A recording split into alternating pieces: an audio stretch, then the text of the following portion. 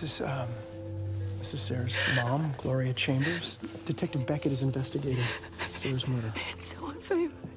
I just got her back, and now she's gone. Mrs. Chambers, were the two of you estranged? We have been for years. I gave her up for adoption when I was young. What kind of monster would do this? We don't know just yet, but we're going to do everything we can to bring them to justice. You'd better. Oh, I will sue the entire city for every nickel it's worth. Yo, who got caught trying to buy a ticket to the Bahamas at JFK? Gloria. Everything in New York reminded me of Sarah. I needed to distance myself from the agonizing truth that she's dead. Now, if denial is a crime,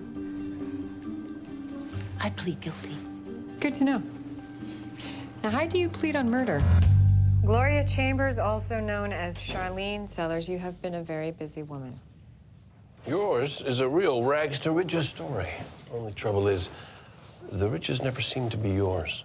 Fraud in Florida, embezzlement in North Carolina. I served my time for those prior misunderstandings. And then you latched onto your next meal ticket, Constantine Pirelli. After him, it was Ernesto Cruz. I hear they're very anxious for you to come back with their money. I was married to those men. It was our money. I can tell you, I earned every penny.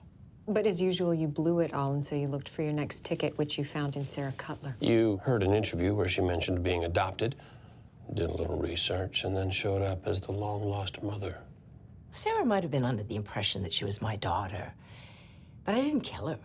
I mean, in my own way, I was fond of Sarah. Fond enough that you were able to masquerade as her mother. You had motive to kill her. That's why you tried to flee the country. What motive? Her will shows that she planned to leave you $300,000. She's a generous girl, my Sarah. She's not your Sarah. And that's not your money. You knew she wrote you into her will. In fact, you probably planned it all along. So when she confronted you, you knew that you had a narrow window within which to kill her before she wrote you out. Here's your problem. I am not your killer. If I were you, I'd look into the other man in her life. What other man? The one that gave her the 2-carat Arthur Klein earrings just the other day. Does this other man have a name? Well, Sarah didn't tell me that, but whoever he was, they must have just split up because he was trying to win her over. Really, you're gonna point us to a mysterious stranger?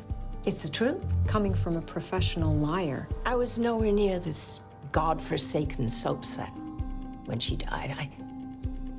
I was doing something useful with my time. Reading to the blind. Close. I was donating to the ponies. OTB receipts and